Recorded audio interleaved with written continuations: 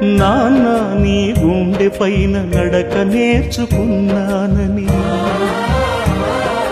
నీ చూపుడు వేలితో లోకాన్నే చూశానని,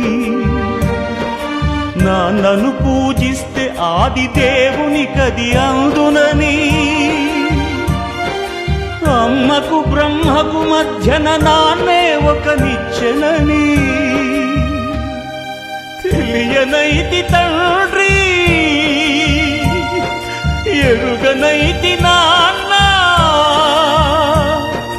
నాన్నంటే నడిచే దేవాలయమని మరచితిని, ఆత్మజ్యోతి చేతుల ఆర్పివేసుకుంటిని. మరచిపోయి కూడా నన్ను మన్నించొద్దమ్మా, కలనైనా